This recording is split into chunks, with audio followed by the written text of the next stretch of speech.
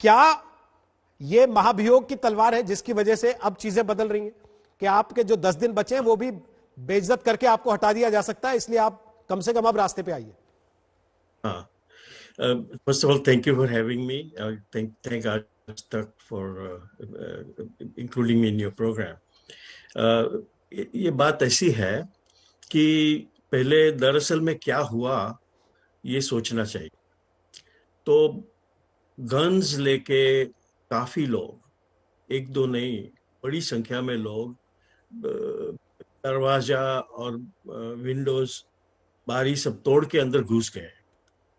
और इतनी तक घुस गए कि वो लोग ढूंढ रहे थे कि कहाँ है माइक पेंस, कहाँ है ये डेमोक्रेट्स, उसको मारने के लिए। और डेमोक्रेट्स को सेनेटर्स, रिप्रेजेंटेटिव्स जो अपनी सेशन चला रहे थे उसको बचाने की बड़ी कोशिश की गई। और ये मिरेकल है कि कुछ जानहानि नहीं हुई हमारे संसद में। एंड सो ये सब, ये छोटा नहीं था। उसको छोटा बनाने की कोशिश की जाती है मगर छोटा नहीं था। बड़ा बुरा काम किया है।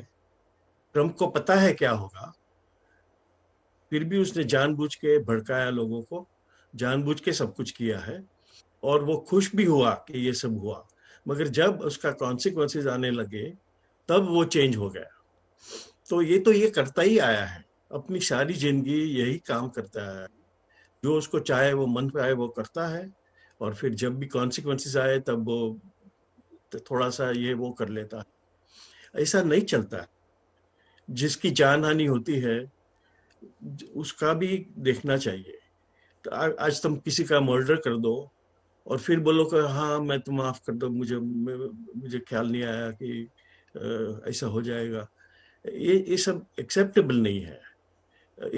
कोई भी नागरिक में ये एक्सेप्टेबल नहीं है, और हाई लेवल पे तो बिल्कुल एक्सेप्टेबल नहीं है।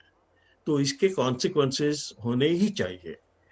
अगर इसके कॉन्सिक्वेंसेस नहीं होते तो बड़ा नुकसान हो सकता है, क्योंकि भविष्य में यही बात किसी और को करने का अचानक मिलेगा कि चलो ये तो ठीक है, जो चाहे कर सकते हैं, मर्डर भी कर सकते हैं, ये भी कर सकते हैं, वो भी कर सकते हैं, और फिर कह देना कि चलो मैं शर्मिंदा हूं, माफ कर दो मुझे, और बात खत्म हो गई।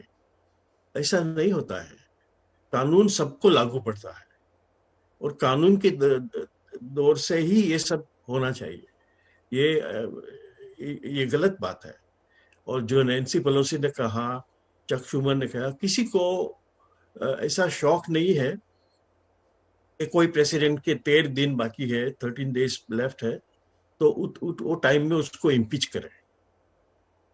इम्पीच करेंगे या नहीं? अब अभी करना चाहते हैं, मगर टाइम इतने कम होने से टाइम पे इम्पीचमेंट होगा या नहीं वो हमें पता नहीं है।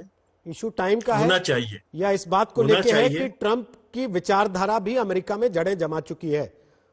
वोट्स तो उनको भी रिकॉर्ड मिले हैं, आप जानते हैं, और जिस तरीके से लोग उनके कॉल्स पे सड़कों पे उतरे हैं, ये चिंता की बात तो होगी आने वाली सरकार के लिए भी। हाँ, मगर एक बात समझने की है जो ज्यादातर मीडिया में आती नहीं है, कि कौन लोग आए। जो लोग आए, जो लोग का प्रदर्शन हुआ, अगर जो जानकार है उसको पता है कि ये ज्यादातर वाइट सुप्रीमेसिस्ट लोग थे। वो लोग संसद में गए सिर्फ बंदूक लेके नहीं, मगर वो झंडा लेके गए, जो झंडा कन्फेडरेसी फ्लैग कहा जाता है। वो कन्फेडरेसी फ्लैग क्या है? जब अमेरिका में जब सिविल वॉर हुआ था तब दो पक्ष थे। जो दूसरा पक्ष था, जिसको स्लेवरी चालू रखनी थी अमेरिका में, इसी कारण वो सिविल वॉर हुआ। और वो स्लेवरी चालू रखने वाला पक्ष का कन्फेडरेसी था, और वो उसका फ्लैग था। वो फ्लैग लेके गए लोग संसद में। उसका कहना था कि अमेरिका में कलर्ड लोग का स्थान नहीं है और व्हाइट सुप्रीमेसी होनी चाहिए, और इसी का समर्थन करते आए हैं।